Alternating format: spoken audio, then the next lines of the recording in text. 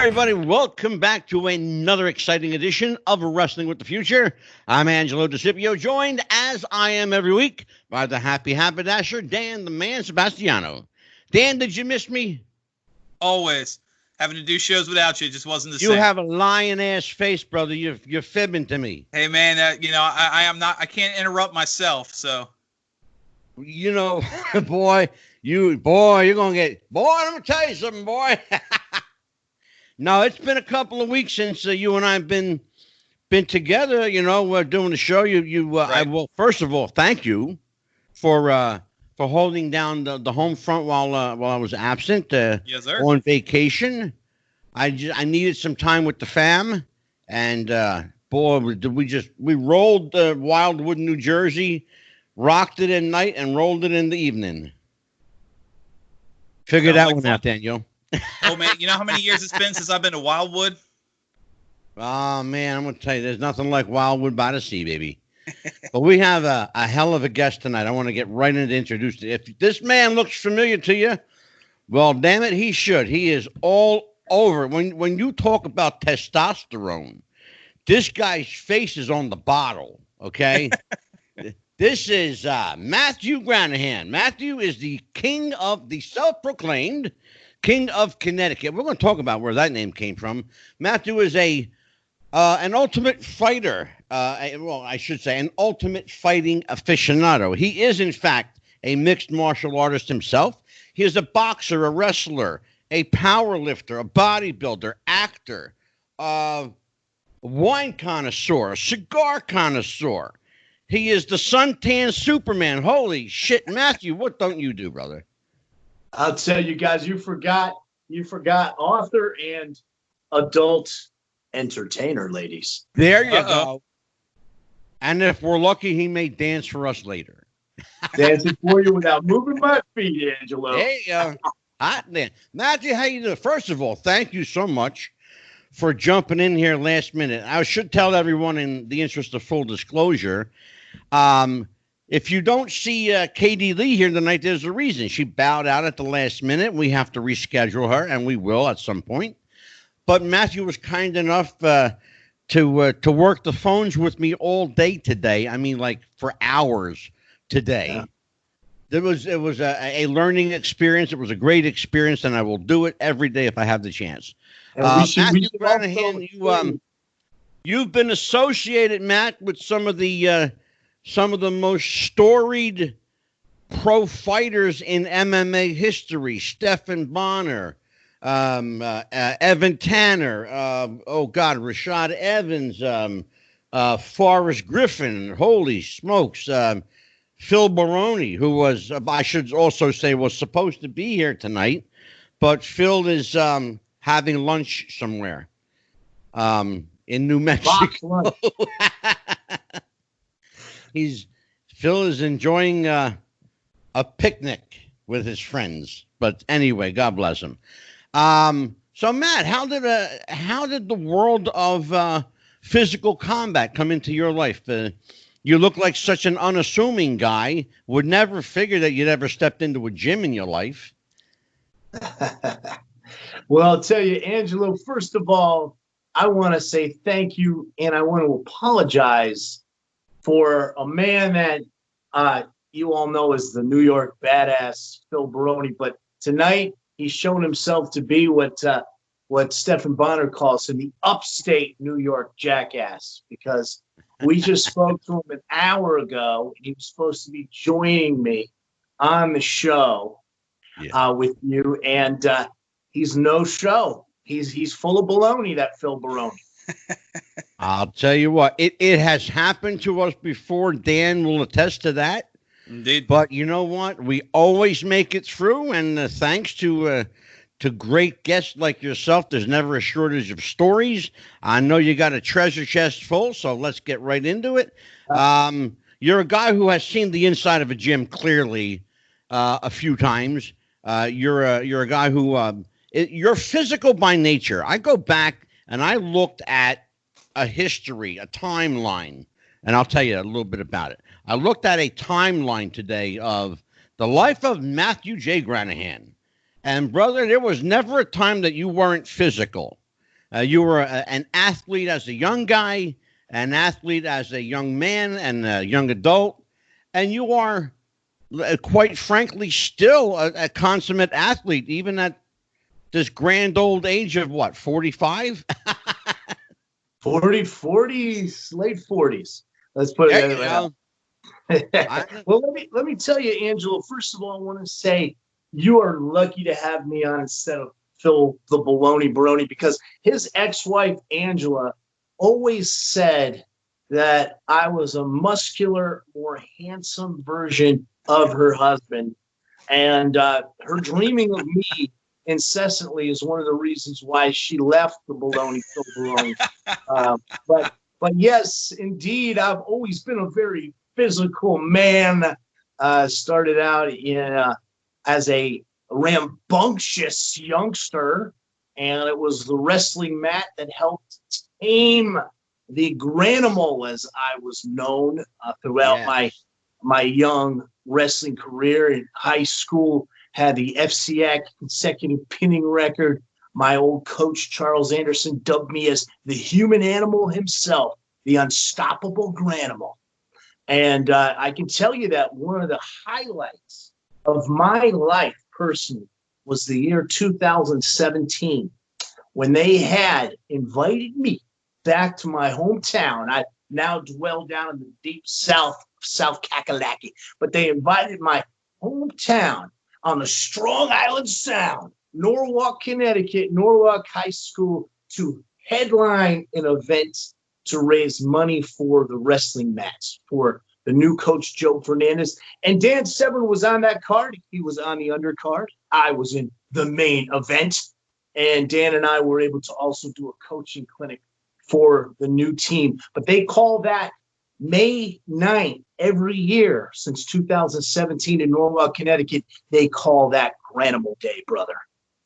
And that was I got to tell you, I popped when I heard that name, Granimal. I love that's classic. That is absolutely classic. Granimal, you are certainly the Granimal. Anyone who's ever seen, by the way, our friend Hannibal Devin Nicholson is no doubt familiar with Matt Granahan. You are a regular face on Devin's show. We should also say that you are the author or co-author of a book called Rough and Tumble: The History of American Submission Wrestling. And that book, how old is that book now? It's been in print for a little while now, Matt. Yeah, it's been in print. We're at the 10-year anniversary of the book. I wrote it with the great world Shuto champion, Eric Paulson. And the way that whole story came about, I was training with an old carny who was really a shoot coach for me, but was a legend in pro wrestling, was Billy Wicks. We affectionately call him Pops, one of my best friends, almost like another father to me. And Eric Paulson, who was Brock Lesnar's MMA coach, among several others, world champion fighter. I was in California for work in Orange County, and I was training with Eric at CSW. And we got along so well, and he loved my style so much on the mat that he started taking me out for brews and barbecue and kind of picking my brain, asking me my background and so forth. And when he heard about Billy Wicks himself being a catch wrestling aficionado, we started BSing and we wrote this book. And it took 2 years to research because I started training out there in 2006, 2007. Probably took 3 years for us to research. And the book came out in 2010. It is, we feel, the definitive history on MMA and pro wrestling told through a catch wrestling lens. We go back and we study the history of Mitsuya Maeda, who trained the Gracies, and and all the carnies. We had Red Bastien involved in that book. I knew Red very well, as a matter of fact. Guy. Awesome dude.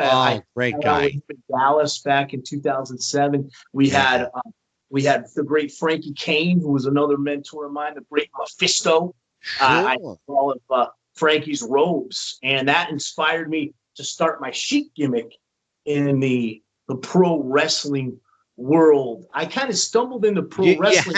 You have to expand on that, Matthew, because I actually saw, and it must be a rare clip, but it's on YouTube.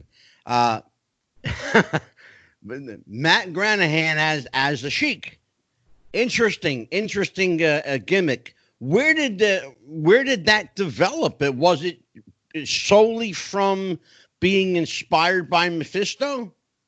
It was a combination of things. It was Frankie Kane, the Great Mephisto, but it was also my roommate at the time when I lived in Austin, Texas, was Prince of Persia, Kamal Shalorus, who at the time we were training and competing together. He hadn't made it to UFC yet, but then he went on and had a great career in WEC and UFC, and he taught me some Persian, some lines in Persian, some Iranian. So it was kind of a tribute to Iron Sheik, but also the robes that Frankie gave me. I still have those awesome camel robes. Wow. He gave me some really nice robes that I had over the years. Hold on one sec. We're gonna plug this sucker back in. Make sure we get enough charge, because we're getting a little low on charge. Okay. I think you got it on the wrong side. Hold on 1 second. Sorry to interrupt, but I saw that coming. And I knew it could be a disaster. So I had Mike grab the. All right. Sorry about that. Yeah. There you go. So to kind of backtrack a little bit, after college, actually was in college, I was competing and training in judo, and that was back before judo became had more rules. It was in 2010 where they created the rules where you couldn't attack the legs of your opponent and shoot single and double legs. So wrestlers were dominating judo, and I was training at a place called Akari Judo in Danbury, Connecticut. And this was about 1995. And my buddy Dave, who had wrestled for New Fairfield High, he was training with Killer Kowalski at the time. Killer Kowalski had a wrestling school in Connecticut. And I said, God, I always wanted to be a pro wrestler. I never knew how to get into it. So I started training with Killer Kowalski. Well, not with Killer Kowalski. So I started working with Dave at the judo club and working on our matches. And he took me around as his opponent. And this was way back before you had all internet and everybody videoing their matches. So we basically could do the same match and just vary it a little bit. And we did them a lot in New England, Connecticut, Hampshire, Rhode Island, Massachusetts. And that was how I started getting my feet wet in professional wrestling. And then when I moved down south, I started that King of Connecticut gimmick, which is basically a Yankee gimmick that makes fun of Elvis. I don't know if you ever saw the original version. It's like the Yankee Elvis.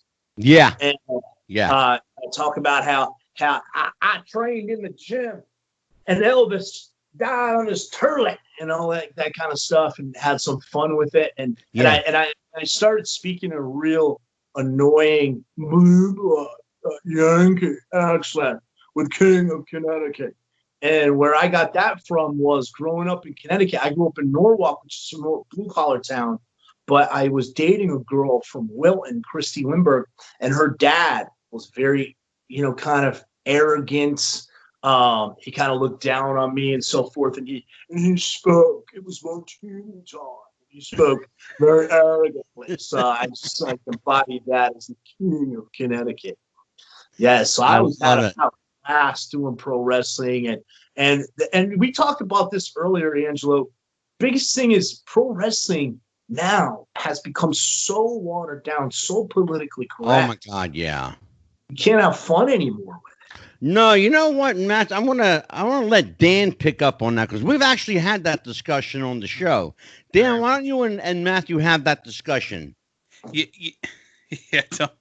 don't even get me started. I know, right? It's funny, and I'm curious on your your thoughts on this, because we've done, I mean, from the territories, and we've looked at modern wrestling versus old school versus even the 90s, even the mid 90s, the running joke that everybody had the job and all that. I'm wondering what your thought is, given that, you know, you just went over some of your personas. Do you think that a lot of what's hurting modern wrestling was back, I'd say, early to mid 2000s, when they kind of abandoned the idea of a gimmick? Oh yeah, and it became too like inside baseball too. Like I'm really old school when it comes to pro wrestling. What Billy Wicks told me was, he said, you tell those people that there's not a damn thing you do in that ring that you can't do to every one of them. Fat slobs paying to see you. And he said, and if they question it, you kick their ass and you show them. And that was kind of the mentality that I came from coming into pro wrestling. And my pro wrestling style, and the reason I've been able to bring a lot of friends from MMA into pro wrestling, is my pro wrestling style, because of how I started with Dave, who was wrestled at a rival high school, and we were doing judo together. My pro wrestling style is much more realistic. But also I combine that with over the top entertainment. And I think now you have an unrealistic style and watered down political correctness. So it's like the worst of both worlds. Right. Oh man. You know, expand on that a little bit. The just Friday, a couple of days ago, the WWE took a little bit of a black eye on social media with this, I don't even want to say storyline. A little black eye. This storyline they're working on with a new faction that's clearly Antifa inspired and Black Lives Matter movement. You know, the everybody's wearing the masks and the black, and they're causing the mayhem and all that. And I'm just curious, like, every time you see something like that where they try and I don't even want to say be edgy because it's a joke. Yeah. You know, how, I mean, what is you from the looking from the inside out? Like, what's the mentality behind? You know, I won't have a themed wrestler, but I'll try and shoehorn in some political gimmick that doesn't make sense. Yeah, they're totally neutered is the problem. Before he left WWF, I knew Jerry Briscoe really well. There was a kid that I had coached, Tim Dudley, that was runner-up nationally from University of Nebraska, that he really was interested in bringing over to pro wrestling. This kid looked like The Rock. He was a real handsome, you know, African black gentleman, and he wasn't really interested. But I knew Jerry really well. I sent a couple guys to his developmental down there in Orlando. And I told him, I had candid discussions with him, sitting having a cocktail down there in Florida. And he said, basically, we're neutered. You know, we're a publicly traded company. We can't do any of the fun stuff that we used to do. I mean, right. God, when the rebel flag came down from the State House in South Carolina, I went out there in my King of Connecticut gimmick with a giant rebel flag. And I talked about how Nikki Haley had come to my estate and got down on her knees as she did every afternoon on Martini time.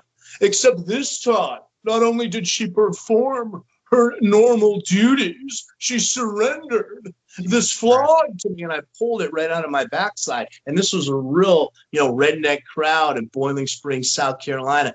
Bring them to a riotous level. That's what you got to do. You got to have fun with current events. Professional wrestling is supposed to be an escape. Should never be said that. How many times have we said it, Dan? That their hands are tied, you know, and every time you think that they're going to loosen the grip a little bit, they just tie it. They tie the noose a little tighter. Right. It's craziness. Matthew, let's talk about how you parlayed your wrestling success into mixed martial arts. Now you go from entertaining, and you are quite frankly an entertainer. You're a very entertaining guy and very good at what you do. But now you go into this real fighting, shoot fighting, mixed martial arts, also entertaining, you know, an element of showbiz, but, you know, the connections are real, and the damage done is real, and it hurts a lot. So how do you make that transition from the fake stuff, let's just call it what it is, from the fake stuff to the real stuff? Well, I was on a severance from the company I was working for. I was working for a group of breweries, and I was competing in grappling, and I was out in Austin, Texas. And my roommate was Kamal Shalorus, who was a Olympic wrestler for England, and also at that time was competing in professional MMA. Yeah. And I went on this severance, and I basically had my full pay, my medical, so I had all the time in the world to train. Right. So I started competing, and I competed in Florida, Alabama, Atlanta, Georgia. I had one fight that's not even on my record in Dallas, Texas. That was my first fight that Kamal cornered me at. And at the time when I started competing in Florida, it was all professional. There was no amateur. So I got my professional status in my second fight. So it was a different world then, because it wasn't. Now it's sort of more advanced, and it's kind of BS because they have all these amateur fights, and then they want the kids to go out and sell tickets, and you can't fight if you don't sell tickets. But it wasn't like that. It wasn't like that back then. And I was always like a fast pinner in wrestling. So my whole MMA style that I worked with Kamal and with Paulson and with Billy Wicks and all my coaches was to get them on the ground quick. And I'm really good with cradles. I had a lot of really good inside cradles, and you can transition to submissions from there. Yeah. So at the time, really, they weren't the fighters weren't the total fighters that they are today. So if I was going to take a fight like with Josh Rucker's a promoter in Florida, I was careful to take fights against guys that really couldn't defend against wrestling. Because one thing that I didn't want to do, and I saw back then too already, was a lot of guys that had too much head trauma. And even now today, I think from sparring and competing, it takes me 15 minutes sometimes to find my car when I come out of the grocery store. Yeah. And I think that's just from the head trauma I've had. But imagine guys that have had, and the amazing one to me is my good buddy Dan Severn. I mean, he's had over 120, 130 fights, and he's still rooted. He's completely with it. So I don't know how he did that, but he did it by beating the shit out of people. Yeah. But he had that. But Dan's the same way. Dan had that safe style. Now the problem, exactly. This was a problem that was starting to happen when I was competing and coaching guys, because I coached a number of guys after I finished competing, and I coached for Richie Giametta, who's up there from Jersey, for his Coppell MMA school, and I coached for Main Event in Columbia, South Carolina, and I was a grappling coach. And as a grappler, as a wrestler, what started to happen was promoters just wanted to see guys stand and bang and take the damage, and they didn't want to see guys who were great grapplers. They definitely didn't want to see guys that they called like lay and pray, that were great wrestlers that would win with ground and pound. So I think that was the problem. They wanted to become more of a spectator sport in that sense. But people don't realize how bad. We don't even know now with those little 3-ounce gloves how bad the damage is to people's brain. God, We have no idea. I mean, because let's face it. I mean, no holds barred. And I wrote in the Rough and Tumble book when I competed in no holds barred back in the 90s in Connecticut. That was started in the 90s. So you think about it, it's not even 30 years old as a sport. So we don't know how bad head trauma is going to be for a lot of these guys. Well, and Matthew, the interesting thing is you're talking about, head trauma, but your official record, and I think it's something like maybe like 5-1 or 5-2, something like that. Yeah. It's not like this long, extensive record. No. And that was why, I got in to get out. And that was, it was a bucket list thing. Yeah. And that's what Bonnar and I talked about on a podcast we run this summer, was when I started to talk about my fight record. He said it was just a bucket list for him. He just got in to get out, which is what I did. Really. I got in to get out, and then I got into the coaching aspect, and I wanted to learn every aspect of the business because I got into broadcasting, and that was really something I loved. I mean, I've had the honor of fights with UFC Hall of Famers like Stephan, Bonnar, Frankie Edgar, and world boxing champions like Merciless Ray Mercer. Well, and it's interesting that you're going there, Matthew, because I was going to ask you, having fought pro, in 5 or 6 fights. I think your official record, I think it was 5-1, as I think is what it said. But did you have, because of that, did you have a deeper appreciation for coaching and what a coach goes through and what they have to put into the fight? I used to love the coach and corner fights. I got burned out on it. That was kind of a bucket list thing too. But I used to love the coach and corner fights, and what I used to love to do is I used to love to watch and help them make corrections, because when you're watching a fight from the sidelines, you can see things that other people can't see, and that was a lot of fun for me. But let's face it, there wasn't a lot of money in it. I was at the tail end of my severance, and then my severance was over, and I had to go back to work, and I still took some cornering jobs, when I went back to work. But I'll tell you, for me, everything's been a bucket list. Stand up. That's a great place, Matt. That's a really, really great place to go into the financial aspect. And Dan and I have had this conversation on the show before, the disparity in income between the various disciplines of wrestling, the pro versus amateur, even the men versus the women, the disparity in income. Here you are, and it's funny, you go from, entertaining wrestling to real shoot wrestling, and you're being paid peanuts, nickels and dimes, really. The most I ever made, Angela, the most I ever made after paying cornermen and hotels and everything, the most I ever cleared from a fight was $600. Oh my God! So it's not. There's not a lot of big. And when I signed Kamal to his first UFC contract, he wasn't making that much either. The guys, I figured this out. My information's dated because I dealt with UFC and Zuffa and the guys I managed years ago before they were bought out by this foreign company. But I figured out on the math that the UFC was actually making money on the fighters. So in other words, if you come in with a group of sponsors, they take money from your sponsors before the fighters ever see it, right? So let's just say, for example, a guy that's low to middle end of the card prior to when they did this whole Reebok deal.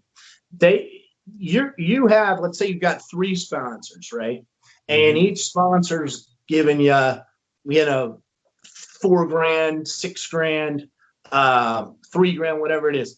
UFC is going to take the majority of that money and leave you with what's left over, the peanuts. And the amount that they take all the way up the card until you get to co-main event used to always exceed what they paid the fighters. So in other words, they were making money on the fighters. They were never paying anybody. It was a great business model. They were never paying anybody all the way up until this goes back a long time, but this was back in 2009, 2008, 9, 10. I went up and down the card when I was managing guys in UFC, and I did the math on the sponsors that I knew, and it got all the way up to co-main to where the UFC was actually paying any money out.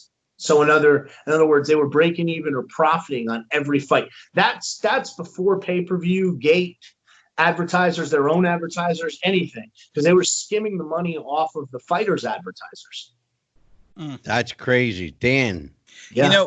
Make sense of it for me, Dan. That's crazy. Let me ask you something while we're on bouncing back and forth between you were talking about the UFC and then we talked about pro wrestling. One of the better what if scenarios that comes up a lot in conversation was back in the 90s, Shane McMahon actually he wanted Vince McMahon to buy the UFC and run it as a separate company. I'm curious, having been involved in both, where do you think the UFC would have gone under McMahon ownership?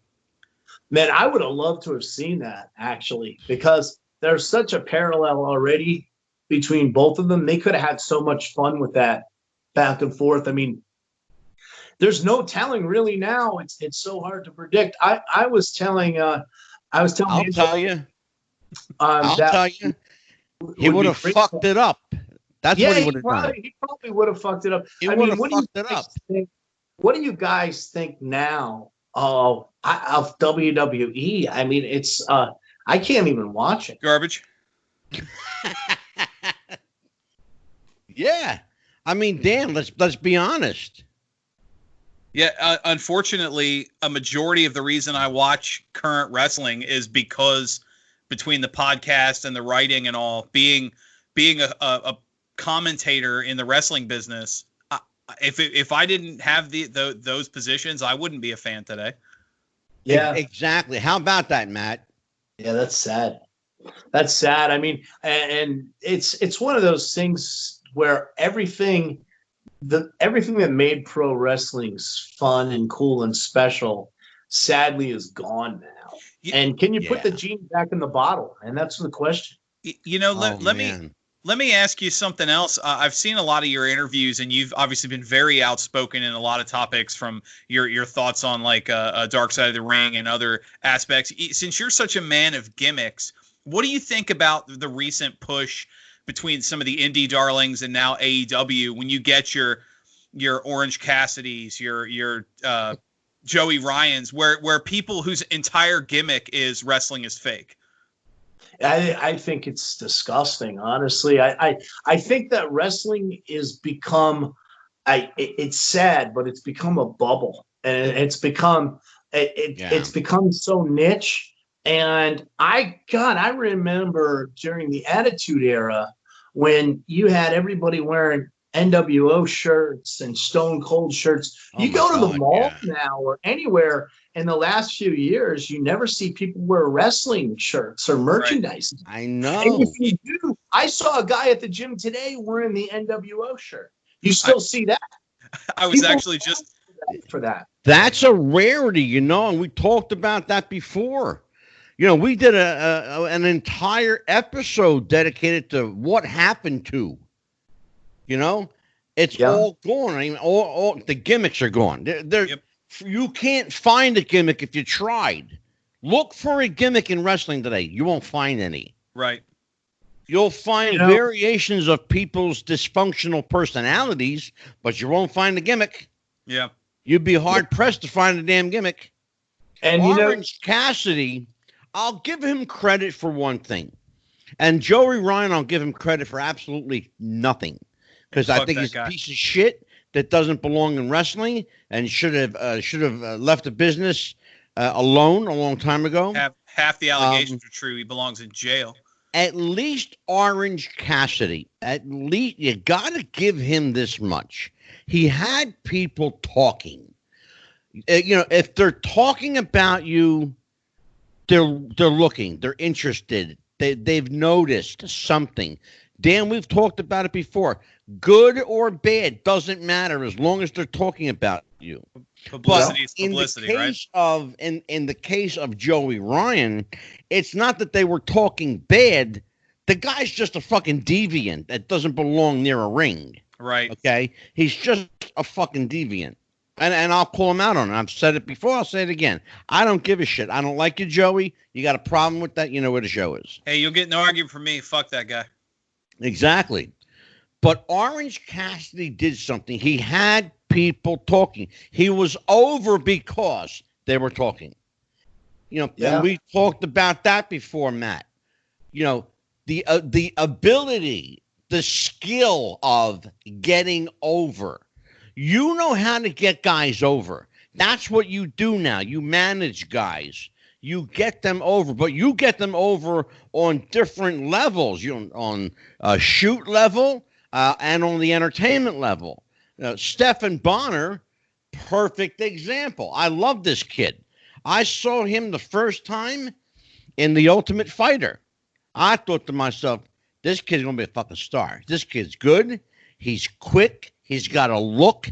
He's got a style. He can cut a fucking promo from day one. He could cut a promo. Now he's able to multitask his talent in the pro wrestling, and he can still kick ass in the cage. Talk to me about a guy like Stephan, about a guy like Phil, for example, who I know had some talks with WWE.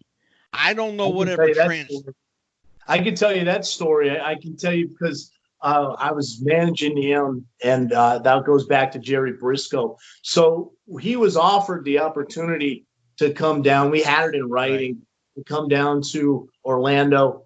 And it was the same story that Hannibal told us. He had the same experience. Jerry gave us the green light. We had it in writing. We had the dates and everything. And then they just pulled the rug out from under us. And apparently that particular camp or whatever was canceled. Who knows? But, Phil's a good worker.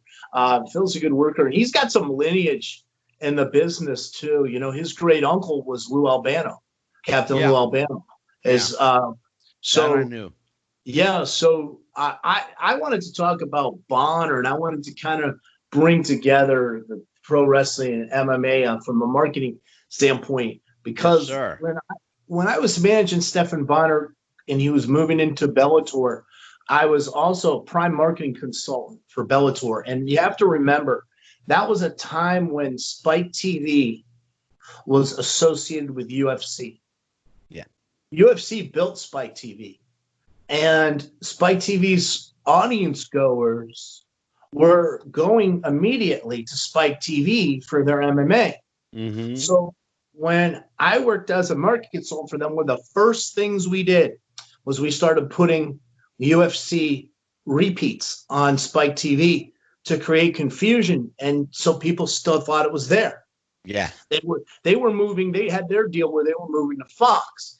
And then with Bellator, this was when Bjorn Rebney was still there. We moved Bellator in, and it was a 3-man team. And my idea was, because I was representing Bonnar, was let's try to do the Stephan Bonnar Forrest Griffin rematch. Now, this was years ago, but it was still years after 2005, which was really the fight that put MMA on the map and made it mainstream. And Bonnar and Griffin and Forrest are really good friends. So Forrest was totally on board for it, but he couldn't get out of his contract with UFC. So what we did was we found a guy that Bonnar absolutely had legit heat with, that had legit heat back with Bonnar. And we signed their fight, Tito Ortiz. And what we did was we brought in one of Tito's head trainer. His head trainer came in under a mask, if you guys remember, in the Bellator cage. And with Tito, you don't really have to do anything because Tito's a hothead. So we didn't even tell Tito that the guy was coming. And when he peeled his mask off, and Tito got legitimately pissed. And then they just took it from there, and there was the pull apart. And I'm really proud of this, and Bonnar should be too. The only time ever that UFC was defeated head-to-head in the ratings by Bellator on national television was the Bonnar Ortiz fight, Spike TV, when they were the main event, because UFC was on Fox at that time, and they beat them head-to-head in the ratings. It's still, to this day, the only time that Bellator has ever beat UFC head-to-head in the ratings. And we used a lot of pro wrestling. I mean, Bonnar's promos on that thing were gold. Oh, my God. Gold on Tito, I'm going to tell you, with this kid, he can cut a promo. Yeah. Big time. I love to watch him cut a promo. First of all, especially... and Dan knows, and we've talked about a few guys in wrestling who had legit heat with each other. But if you've got legit, straight up shoot heat with somebody, the promos are gold because it's coming from the heart. Yeah. You can't make that shit up. Here's a question I got for you. I'm talking about submission fighting. Why did Bushido Pride fight not last longer in this country than it had? It's huge overseas in Japan.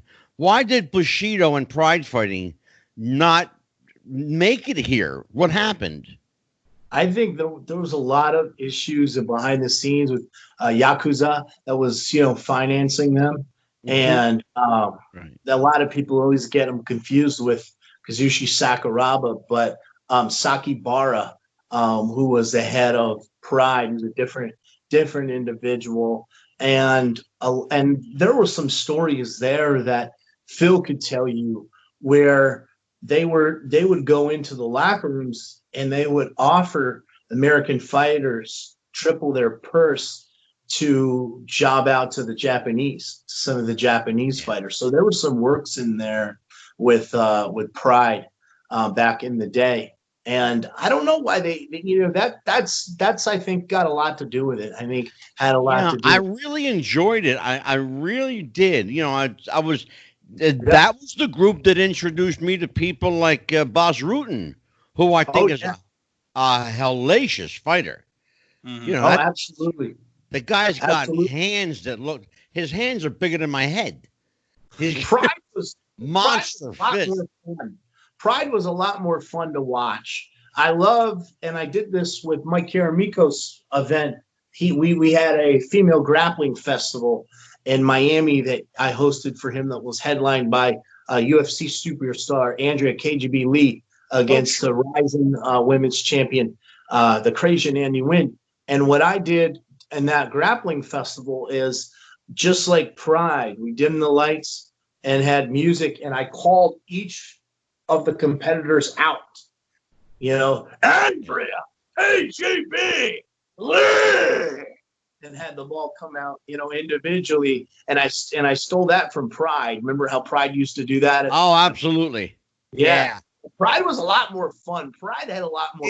Really, it's funny that you're talking about that, Matthew, because Pride almost had a WWE feel to it. Almost had like a wrestling feel to it. And there's a guy. I got to jump in and ask you this question because I know he trained at Monster Factory with Larry Sharp. I know you know Larry Sharp. There was a guy that fought in Pride named Giant Silva, the big giant. Yeah. Mm-hmm. And I know I think I told you we were going to have Larry on my podcast before he passed away. Yeah. Chuck Sloan, who's a wrestler down here, was good friends with him and had come out of the Monster Factory. And I remember in talking to Chuck and Larry that he mentioned that Giant Silva actually trained there at the Monster Factory. He see, that was a cool thing about Pride. They had a lot of those freak matches, those freak show matches. The Giant versus, David and Goliath.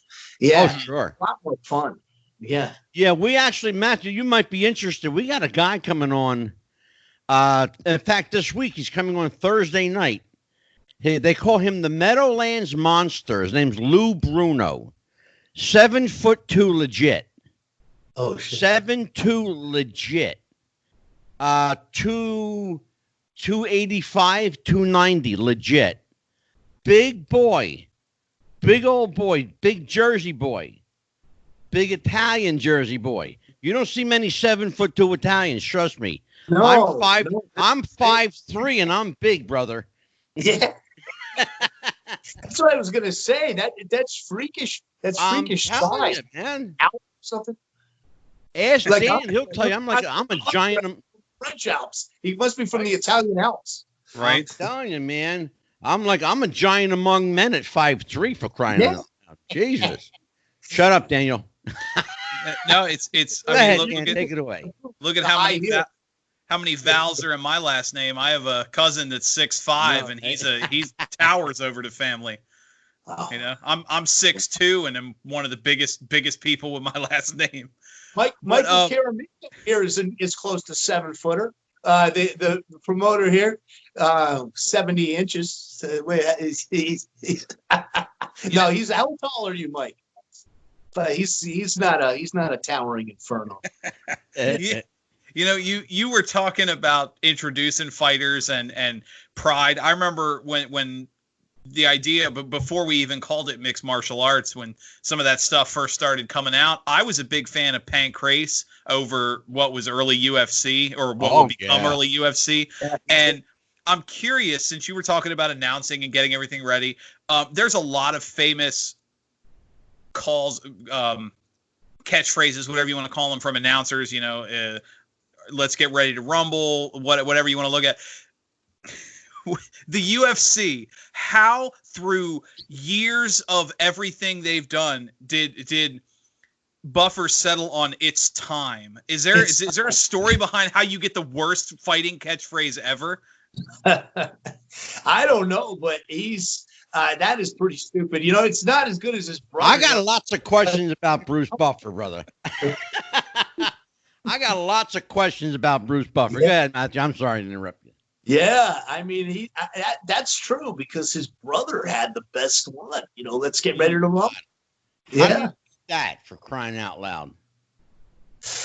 I don't know. I think Bruce Buffer, from the interviews I've heard of him, he had a really good time in the business, I guess.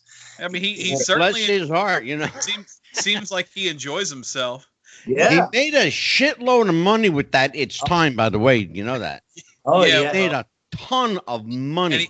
Anybody, I mean, you guys are both from the wrestling business. A catchphrase doesn't have to be good to sell T-shirts. Well, no, but you know what, Dan, and that's a good point that Matt. That's a good point that Dan makes.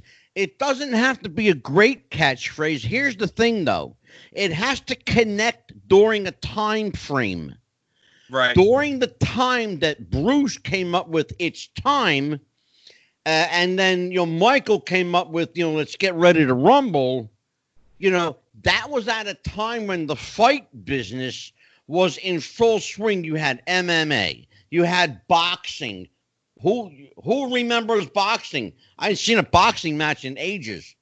You had, like I said, MMA, boxing, wrestling. You had bare knuckle fighting, and people forget about that too. Right. Was around. I love bare knuckle fighting.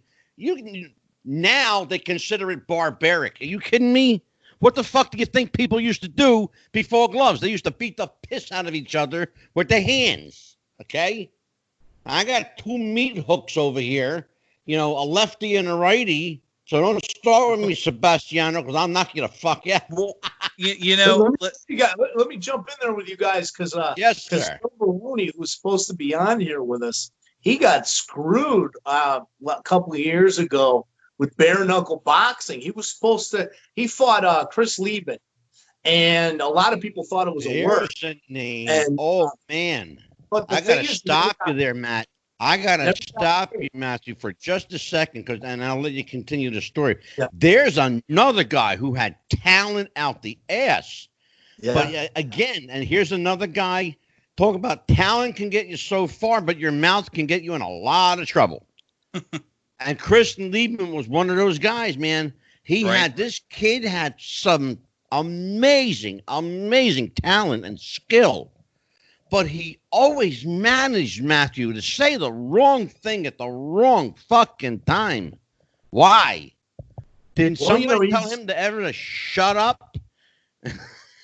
Yeah. If you remember Chris Lieben, man, that first Ultimate Fighter, he was the heel of the house. Oh, my God. Yeah. He was brilliant. Yeah. Yeah. Yeah, but back to the bare knuckle, Phil never got a dime. Neither did Chris Lieben. That was a scumbag promotion. There's a lot of dirty fight promoters out there in the game. But I can tell you right now, the fight promoter I'm with here from MillionaireFightClub.com, Mike Caramico, he is on the up and up. He always pays. He overpays. He puts you in the greatest accommodations. He had us down at Hotel Redlands down there in Miami for a week and got our food and covered everything. He is a gentleman. He is a fine gentleman. And he's a gentleman. We're actually going to bring him on the show. He doesn't know it yet. But Matthew, we're going to bring him on the show. We actually have a show coming up at the end of September. It's already been pre-planned, and I would love to have him jump in on board. We're doing a show strictly on promoters in wrestling and boxing. Yeah. He would be right there to represent the MMA and wrestling world. I would love to have somebody like Mike jump in on that conversation. Now, Angelo, let me ask you guys this, because you mentioned boxing. What are you guys thinking about Mike Tyson making a comeback? Dan, go ahead. Hey, you know what? I'll be the first to admit that if anybody has guilty pleasures, mine's always been boxing. And I think honestly, as far as like Mike Tyson making a comeback, it's not. Yes, it's a fight, but it's definitely an exhibition. They've made it clear it's not a full career comeback. But of watching him, the videos he's put up of training and his recent shift with like workouts and everything, I mean, he probably still kicked my ass. So who am I to tell him he can? I remember people questioning the second for lack of a better term, the second comeback of Evander Holyfield, and he went on to go 8-1 and won the WBF title, before he had to vacate it again. And same thing with George Foreman. He won 30 fights during his second run, including the oldest to ever win the heavyweight title. Good point. And I mean, so, guy, if he can still go, why not? I think I say, if it's going to make money, it's not going to be Mayweather Pacquiao $100 million pay-per-view. But I can think of a handful of people that are going to see it, and I'll probably be one of them. I think at this particular juncture in time, especially now, with sports being, such a depressed genre, I think the nostalgia factor alone of Mike Tyson making any kind of comeback in any kind of fight, whether it's I don't care if it's an exhibition match, right. I don't care if it's a signed fight for money. Certainly, the days of the $100 million purses are gone. That's so a thing of the past. That's not coming back. At least not in the foreseeable future. However, the nostalgia factor alone is going to garner eyeballs to the fight game. Boxing is dying, Matt. It's dying, man. There's no audience left in boxing. They've all gone over to MMA, and believe it or not, that audience is split between MMA and wrestling. Yeah. That's sad to say, but that's where they went. Let me give you guys the $1 million idea for Mike Tyson's comeback. I'm ready. All right. So there's a great parallel that can be drawn here between Mike Tyson and Chuck Liddell.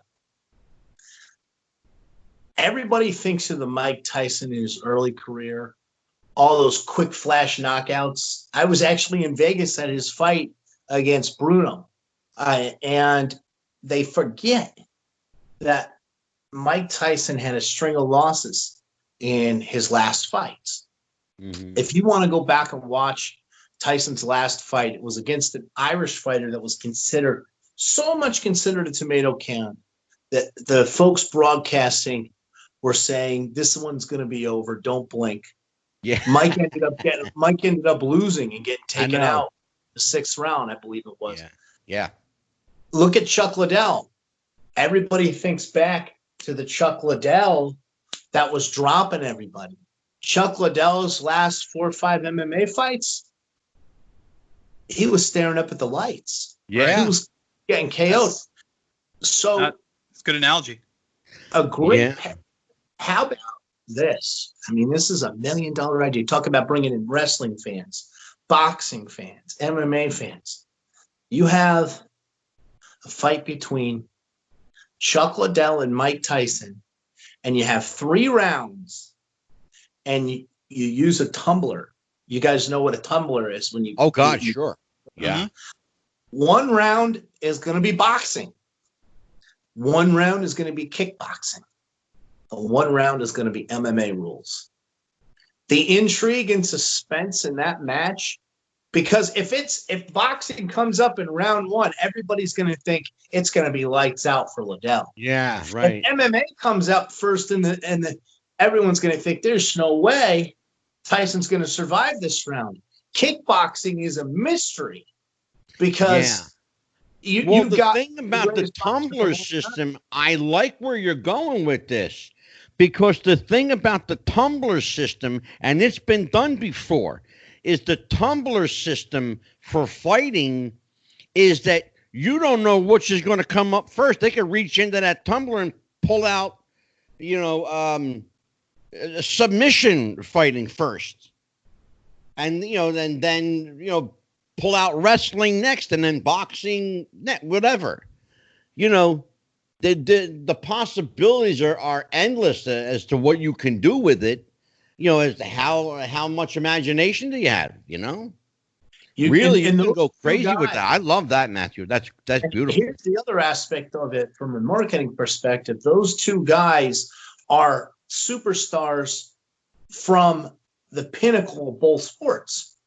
Mike Tyson was the biggest draw pay-per-view.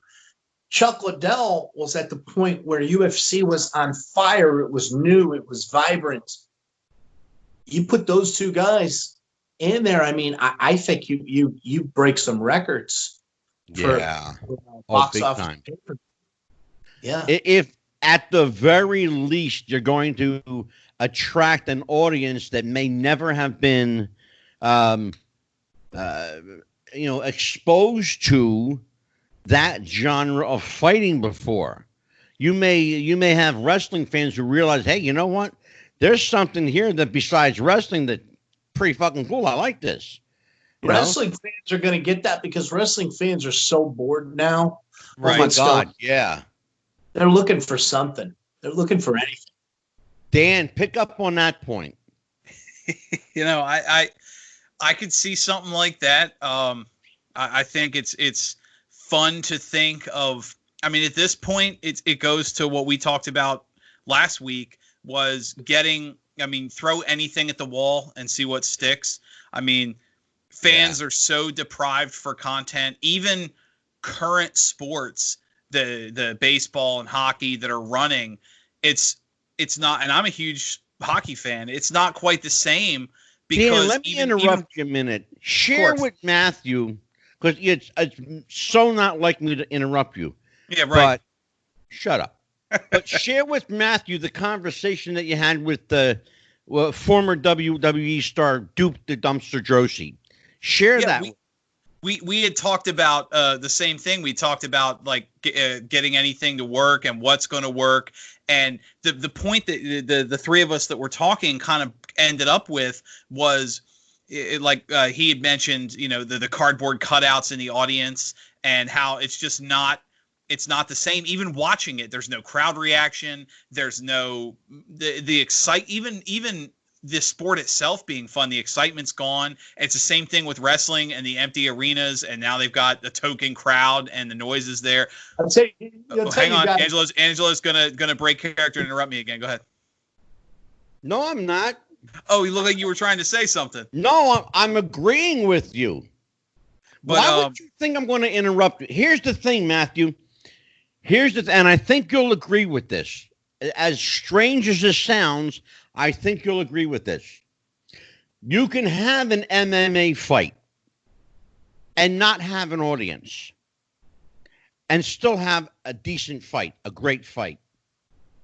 You can have a boxing match and without an audience and still have a great boxing match. Mm-hmm. But in order to have a successful wrestling match, a professional wrestling match, you have to have an audience because it's interactive for that audience. It's not interactive for an MMA fight because those people aren't involved in that fight. Well, it goes to the way, if I can interject, it goes to the way they're broadcast. Wrestling has always, even back in the days of early TV territory, it's always been the crowd interaction has been part of the broadcast. Once the lights are up and the boxing match starts, once the cage match starts, maybe UFC has kind of tried to get some of that wrestling crowd interaction. But as far as boxing goes, the lights are up. Half the time you can't even tell there's a crowd except for a couple people in the front row. It's always been a focus on the fighters. Modern sports has been a focus on the crowd. And when the crowd's gone, it just doesn't feel the same. Dan, you're a little younger, Dan. Matthew, you're probably old enough to remember this. So it's an interesting thing that's happening. You know, Dan mentioned a moment ago the cardboard cutouts, right? That they're using for audiences. Yeah. I'm 60 years old. Okay, I'm 62. Here's the thing. I remember a time growing up when there were 8 to 10 people around the ring in a studio, and they would paint, and I can't make this shit up.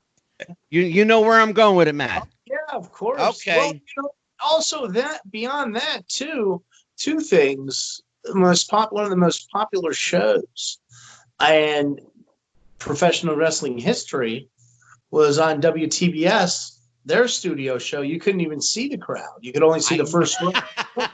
And then the other thing too is, we talked about this before, the Ultimate Fighter reality series, which put UFC on the map. Exactly. Those fights on every episode were done with no crowd. It was only the coaches. And one aspect of when you watch an MMA fight and there's no crowd, you can actually hear the coaches yelling instructions at their fighters. Yeah. It's kind of cool, It's kind of different. It really is. It's a different dynamic. Dan, I'm sorry that I interrupted you. Go ahead. I refrain my time back to you. I'm going to steal a quote from. Go ahead. Before you do, I'm going to steal a quote from Stephan Bonnar in another show that we were on over the summer, where we're talking about the empty crowds of pro wrestling. In his quote, I believe he said, the difference between wrestling in front of a crowd that you're working off of and wrestling in an empty building is the difference between making love to a gorgeous woman at the Sheridan and beating off in the corner. I believe that was his quote. Okay, then. Oh man, I love it. Well, Dan, go ahead, brother. If we can transition slightly off that wonderful bit of there's great Stephan Bonnar. Another type of broadcast that doesn't really have an audience. And Angelo, bear with me. I'm not tangenting here. Another type of broadcast that doesn't really have an audience is cooking shows.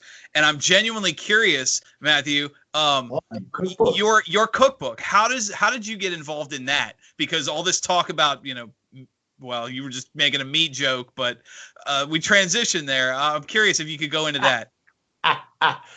From the meats.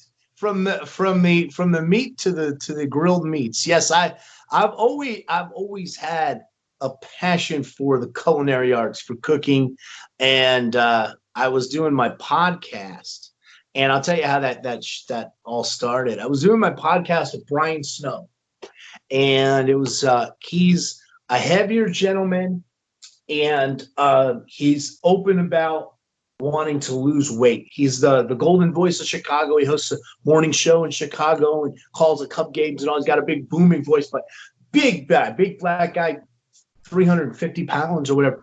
And he wanted to lose weight. So we started talking on the show because I said to him, man, I can give you some recipes that are healthy and I'll help you trim down, big man. And so I started putting him on my diet, gave him some great recipes. And on the show, I said, you know what? We're getting some steam here. I want to do a cookbook. And that's when I decided to do Cooking with the King, because I've always liked to cook like you gentlemen, although I am a quarter Irish. I am of Italian descent. My grandparents were Sicilian on my mother's side.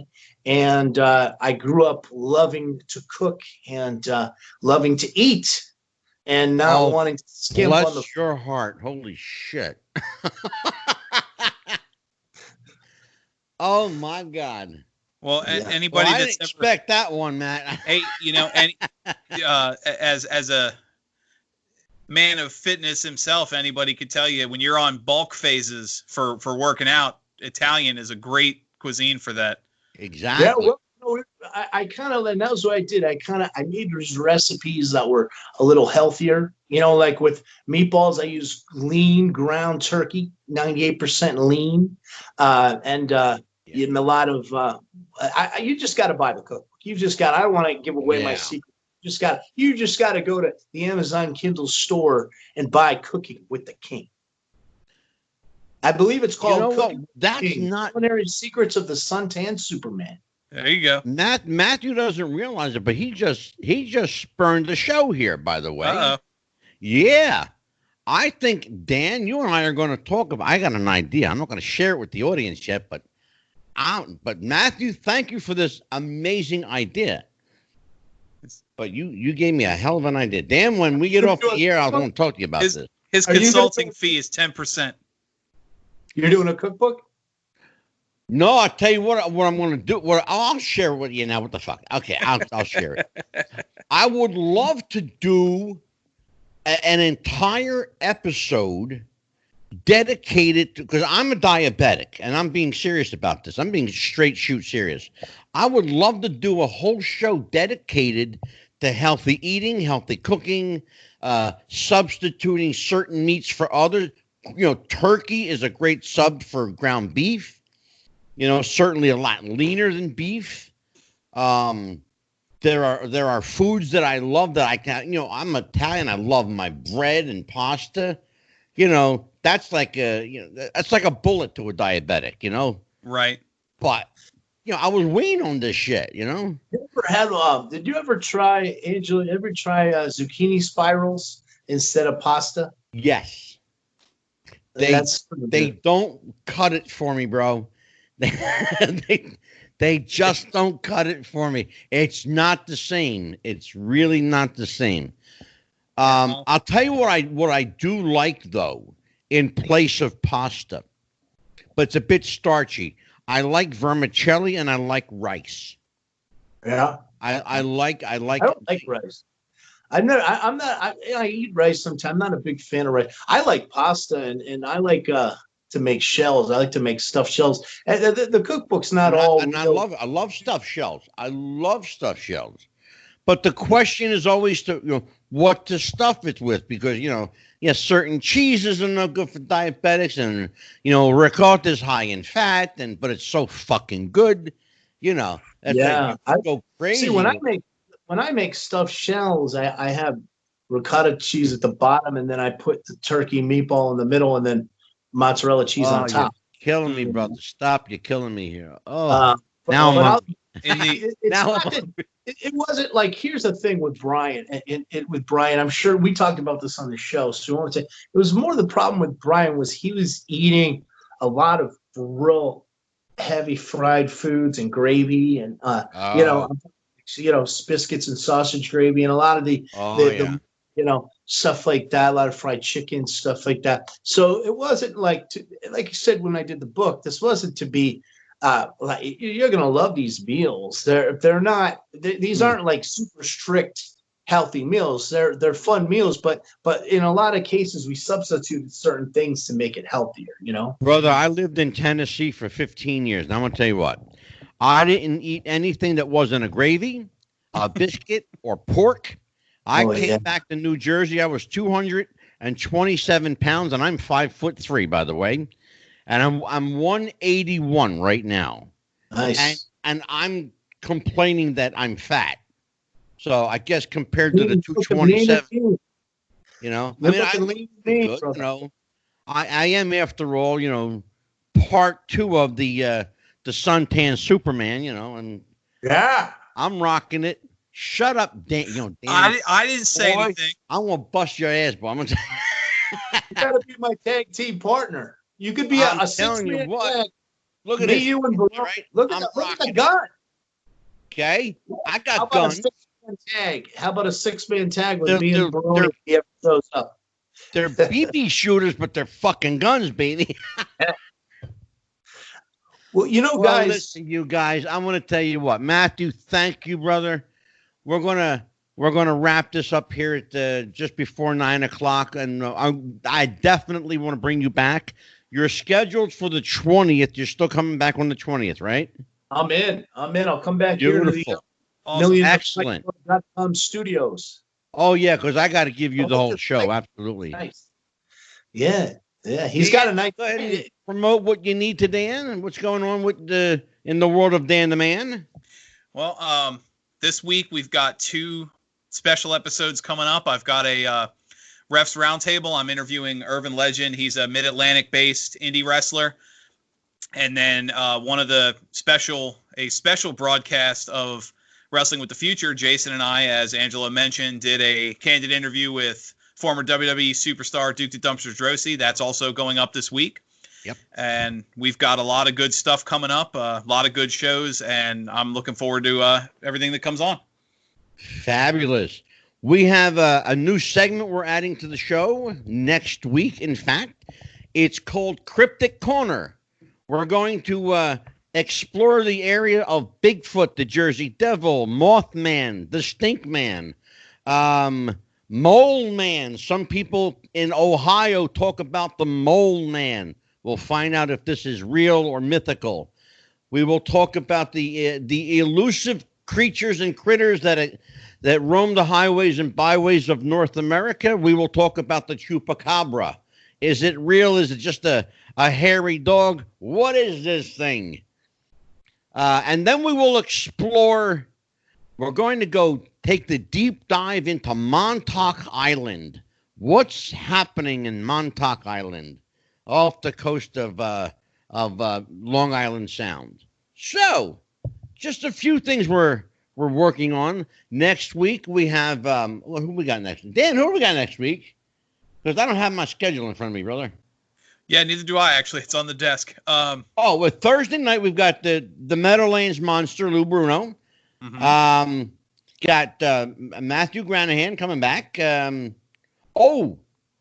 On the 18th of August, a special show. Got to tell you about this. We're going to explore the myth of Jesse James. Did Jesse James survive his purported death? We have an author coming on named Daniel Lowe, who wrote the book, The Life, Death, and Life of Jesse James. We'll find out if the legendary outlaw Jesse James, in fact, lived past his purported death. That's going to be a good one. I know Jason was looking forward to that one. I'm looking forward to that one. Matthew, you into that at all? Historical mysteries?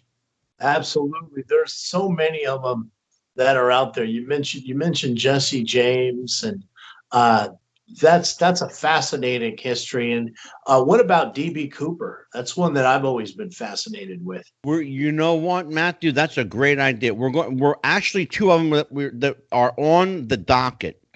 D.B. Cooper was one that we talked about, but now that you mentioned it, we can absolutely add that. Well, Angelo, you know who you need to get on the show if you're going to do D.B. Cooper? You got to get the great UFC legend Chael Sonnen on, because Chael claims to me that his neighbor growing up, it was D.B. Cooper. And that D.B. Matthew, I've heard that story, and I've actually seen a picture of the guy. And I'm going to tell you something, brother. It is eerily remarkable how these 2 people, if you overlap their photos, they could be the same guy. I'll tell you what, when we get off the air, or maybe even tomorrow if you can, shoot me Chael's number. I will. If you make the introduction, I love Chael Sonnen. I love his show. You're welcome. What a great promo guy. And, he's a great promo guy. And there's some other great promo guys. And he's a hell of a wrestling fan too, Matthew. Oh, yeah. Let me tell you a little story about the great Chael Sonnen. When I was bringing Phil Baroni into Global Championship Wrestling, we played a little number on Chael Sonnen with Jeff Jarrett. We put Phil ringside to harass Chael Sonnen while he was on the mic in the ring, and Phil even jumped the rail and went after him. Now that was disappointing to me because I had a good relationship going there with Jeff Jarrett. It was actually originated through the great Billy Wicks because he was a big star in Tennessee. Yeah. And Jarrett made a lot of promises to us about that GCW promotion in Vegas back in 2015 or so, and it just never materialized. Well, that was Phil out there a few times, and he said he was going to get TV, and then the next thing we know, he's on TNA. Yeah, well, the problem with Jeff is that he's got his heart is well placed, but his wallet is not. And if daddy says no, then it's no. Yeah. So understand who Jeff Jarrett is. He's Jerry Jarrett's son. Absolutely. Let's never forget that, folks. Now, stuff of all water. I know. Matt, I am so steeped in Tennessee wrestling, it's not even funny. Oh, me too. Did you watch the Memphis Heat documentary? Billy Wicks was featured in that. He gave me a copy of that DVD. Yeah, well, I'm probably one of the few people who know who Billy Wicks is on this show anyway, because Dan is just a young pup. Dan's a little too young, but I'll tell you guys, Billy Wicks was like a daddy to him, second daddy to me. He when I was in North Carolina, I started training at his gym that he had there. It was he was an old carny, and it was all grapplers, and that was at the Asheville Barbell Club. We hit it off so well. We became really close friends, and he did the foreword for the book I did with Eric Paulson. I also did a DVD with him and with Frankie Kane called Tale of Two Carnies. That's a classic if you can find it. Yes. I don't know if I have any. I don't know if I still have any copies of that DVD. But well, brother, if it's out there, I'll find it. Now there's a joke going around. I want to ask you guys if you know this joke that's been going around, and I'm going to kind of ask you guys this before we head out.